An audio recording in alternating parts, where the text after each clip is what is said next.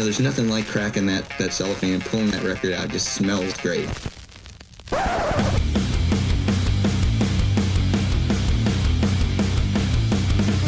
Welcome to BODS Mayhem Hour. Non-stop hardcore energy. I love the show, guys. You're awesome. Unlike any other. With your host, John the Bod, a.k.a.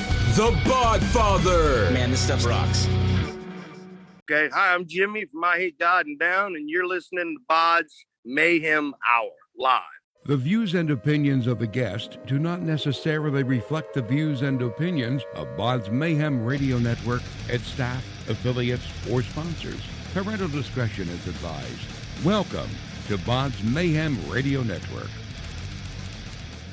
Hey everybody, welcome to BODS Mayhem Hour. I am your host, John the Bod, aka the Bod Father, and as always, I'm bringing you guys awesome interviews. And today, it's an honor and a huge privilege to have Mr. Jimmy Bauer, guitarist of EyeHateGod and the Mighty Down. EyeHateGod have released their first new full-length album in 7 years, a history of nomadic behavior via Century Media Records. Also, check out single High Risk Trigger that is out right now. So, Jimmy, how you doing, man? I'm good, brother. You? Doing awesome. Glad to have you on the show for the first time, man. I've been wanting you on here for a very long time. Yeah, thanks for having me, man. I wish it was under easier circumstances, but I understand. Yeah, completely. So how excited are you to finally have a full-length album out in 7 years, man, for EyeHateGod? No, it feels great, man. Just, it took a little long. We were on the road forever. And then when we would be home, we're more visiting family than worrying about writing, So, but we went through all the processes and finally got it all done and got it out. We're real happy with it, man. The band has went through hell and back. You keep coming back, swinging. Is this album a testament of the band still creating music that still relates for people, if that makes sense? Yeah, I mean, well, this band is our life, Playing music is our life, We've been doing it for 30 plus years, so the older you get, the more serious you take it, I guess, just the passion, the killer fans and stuff, it makes it all worthwhile, man. Would you? We don't know nothing else either. Yeah, you guys are road dogs, man. You've been doing this with Down plus EyeHateGod. I mean, you've been on the road for a long time. I mean, this is nothing new for you. Nope, just a van ride. Would you say this is EyeHateGod's most diverse album lyrically in its expression, but staying true to the band's roots? Yeah, I think it's our first release as a 4-piece, with one guitar. So with that being said, we approached the writing a little different, and stuff like that. So, but I mean, we're real proud of the way it came out. I think Mike did a phenomenal job.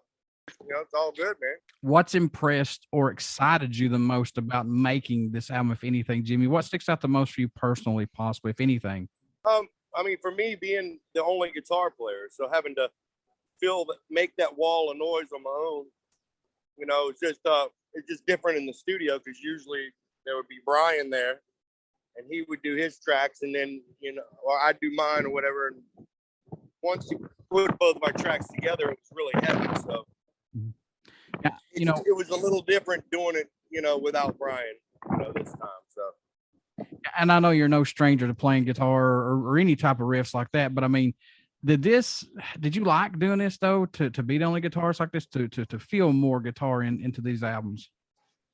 Well, we kind of thought, instead of bringing somebody in that,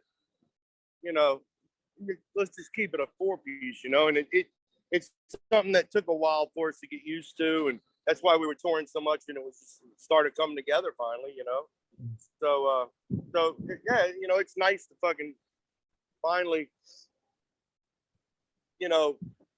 be able to come out here and be comfortable as a 4-piece, and because obviously there was a big sound difference, minus one guitar, and we're that kind of band that relies on that wall, So, but I would say, we didn't want to become a 4-piece. We were forced into it, but it is what it is, man. Any tracks standing out more to you than any right now on it? I know it must change every time you guys listen to it. I know these are your babies, including Mike's, But are there any that stick out for you personally on here, Jimmy? I like them all, man. It's like we tried to do a bunch of different songs, you know, different styles and stuff like that, you know, and it's we're playing 3 of them live, 4 if we do our own show. So that's pretty cool, you know, and it's just none of it really sticks out to me. It's all just one record, you know. Right. Was there a track that you guys were working on that totally ended up sounding different than it was intended to and just brought to the table, possibly? Yeah, probably Johnny Cancer one. You know, that one that was like a riff I had actually for my solo shit, and we would jam it up at the room, and then, you know, it turned into this song, you know, and once Mike put vocals on it, it was gold, dude. You know, it's like one of my favorite songs on the record. So, but yeah, you know, I mean, we knew what we had to do, you know, and just it's just a matter of getting in the studio, and the writing was really easy actually. So, you know, it's just I don't know, it was just easy. Yeah, that actually was going to be my next question, because I know you guys write all the time. I know these are songs that had been stored away probably, but did the writing process come easier this time working on this album? Yeah, I mean, well, like I said, it was written over 7 years. So, yeah. You know, like every day, that song was the first one we wrote. So, really like that one. We closed the show out with that one. And then just, we had some other ones that we had written with Brian, you know, and just a matter of, you know, reforming them and redoing them and all that, you know. I mean, shit, it's just making a record, dude, you know. Yeah, right. Were there any tracks, though, that didn't make this album that we could see on another album down the road from you guys, possibly? No, we used everything. Yeah, we're not that kind of band where we write extra shit and then just try and pick the best, you know. It's all for nothing usually. So right. Now, I know you said this has been a longevity of over 7 years of these songs, but were you guys a little bit nervous releasing this album right now, especially in this crazy pandemic that we're in? I was a little pissed off. It had been 7 years, and then we had to let it, you know, put it out when people can't even leave their house. Right. So that's why it's cool that we're on this war tour, and we get to play in front of a lot more people than we usually would, like if we were on our own, you know. So it's definitely yeah, it was a little aggravating, but I mean, what can you do about it, you know? How's the touring been? How has the fans, have you been a lot of fans coming out? Have you seen more fan reactions than, say, previously before? Yeah, I mean, a lot of young kids that know the lyrics and stuff, which is really cool. And yeah, I mean, it's really weird. We've been doing it so long that we see like fans of ours, their kids coming out and being into it and stuff like that. You know, I just remember being 10 years old and No I Hate God was being played in my house. You know, it's just cool parents, you know. I know every I Hate God album is special, but what separates this album from the rest of the discography from I Hate God, man, if anything? I think it's an evolution. I mean, I think it's different.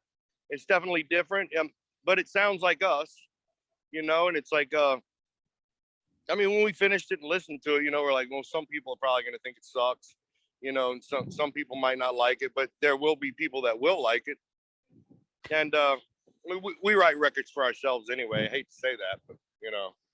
No, it's the truth. I agree with you, but it's cool, though, that you take a band like I Hate God, and you guys have been around for a very long time. You guys are veterans of musicians, and you still grow outside that box and not scared of going outside that box. And I think that's cool that you guys still continue to do that. Oh, yeah. Thank you, man. Yeah. Who did the artwork for this amazing album? Gary. Oh, wow. Yeah, Gary did it, and he's been doing all our stuff since, because Joey used to do it, but ever since Joey's passed away, you know, Gary's like taking that over, and he does a great job at it, man. You know, he really does. Jimmy, what do you hope everyone takes away while listening to any of I Hate God's music in general, man? What do you hope they get when they sit down, they start listening to any of the albums from you guys? What do I hope they get out of it? Yeah. I hope they kind of groove their head to it, man. You know, it's like, I don't know. We pride ourselves on trying to be groovy, you know, like a band that has groove, like Sabbath, you know, or bands like that, you know, and it's just weird. I mean, like, you know, I've said it a million times. We didn't think this band was going to do anything. So everything that happens to us is just, you know, blows us away. So it's really cool. I'm going to say this right now, and people are going to think that I'm crazy that I said this, but I think EyeHateGods music can fit in thrash, metal, rock, and even punk, man. You even got some punk roots in that music, dude. Oh, yeah, definitely, dude. I mean, we like all different kinds of music. So, you know, it's like I'm a big country buff, you know, Mike's big punk, Aaron's more like garage rock, and you know, Gary likes fucking everything. So you bring all that to the table, then, you know, we don't have to worry about it, you know, kill it. Now, I know you've got a lot of music that you've listened to for over the years and a lot of favorite personal bands that you like personally, but do you still have a go-to album or song that you find yourself going back to and listening to from time to time that you have to go back and listen to, like maybe like every 2 weeks, every month or something like that, to see yourself gravitating? Probably a lot of Skynyrd, man. I really like Skynyrd a lot. I just thought they were great songwriters, you know. And obviously the Melvins' first record. You know, just I mean, I don't listen to music as much as I used to, which is stupid, but you know, you can always change that. But when I do, I find myself always listening to the same old shit, you know. So kind of weird. And Skynyrd, man, I love Skynyrd since I was in high school. And if you're not tapping your feet or bobbing your head a little bit, man, there's something wrong. Music's not hitting you the right. Oh, yeah. It's just amazing. I don't think people realize how amazing of songwriters they were, you know. Oh, I yeah. do. Tremendously. I want to go back here just for a minute and touch on the pandemic. Just one more question on this one. Do you think now, Jimmy, that it's an even playing field for everybody since the pandemic's hit for musicians, especially bands, to get their music out there more? You think it's even harder now? Probably going to be harder because it's going to be really saturated, you know. It's going to be but you know, I mean, I don't know. I mean, you know, I started off with records and cassettes, and now it went to DVDs. Now, you know, nobody even has DVD players anymore. You know, it's all online. So, you know, it's like it seems the technology suits the amount of people doing it, you know, I guess. So that's how you say that. I got a quick question about your instrumental band, Clearlight, aka the Mystic Crew of Clearlight. Are you doing anything with them right now? What's going on? We got anything coming down the pipe possibly soon? No, I mean, we talked about it, and we practiced a little bit, but we've been so busy with EyeHateGod and stuff, man. And Clearlight's one of those bands where we'd have to be in the room like 7 nights a week, you know? Oh, wow. Just because that's what we used to do, you know? It was just real, I don't know, because it was really challenging for us to play that kind of stuff, you know? Mm-hmm. Folks, I mean, we had to, like, you know, me personally had to, you know, learn how to play like Allman Brothers type shit, you know, and write like that and all that. And it helped everybody that was in the band to get better, you know. Folks, you want to get out and pick up EyeHateGods' new album, first full-length album in 7 years, A History of Nomadic Behavior via Century Media Records. Get out and check that shit out. They still know how to bring it. And Jimmy, I appreciate you guys still to this day, and thank you all for your music, man. Thank you, brother. I appreciate your time, John. How can Thanks folks for having me on your show, man? Not a problem. How can folks stay in touch with you guys, buy this new album and tour dates, all that good stuff? Jimmy, how can they do that, sir? EyeHateGod.ee is our website, and you can either get it there or lead you somewhere to where you can get it, you know. So steal the motherfucker. I'm going to drop all the links down on this in the interview when I post this. So folks, you can find everything right here on the podcast. Jimmy, before I let you go, sir, would you care to do a promo for my show? Sure. Hi, I'm Jimmy from EyeHateGod and Down, and you're listening to BODS Mayhem Hour live. Everybody stick around. We got some great stuff coming up, and you only hear these interviews right here on BODS Mayhem Hour and BODS Mayhem Hour Facebook page. Get out and check out our Facebook page. It has our podcast link and our YouTube link. And please subscribe to the YouTube link because we got a lot of great stuff coming up. And please pick up EyeHateGods' new album that's been sitting around for a long time, but trust me, will not be disappointed. A History of Nomadic Behavior via Century Media Records. Pick that shit up. Jimmy, thank you so much, man. I appreciate it. Thank you, man. Thank you for your time, brother. You have a good night. Yeah, you too, sir.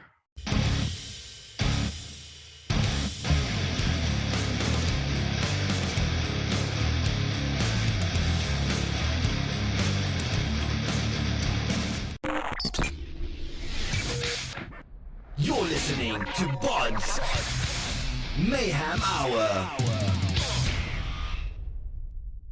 Follow us on Facebook, Twitter, and Instagram.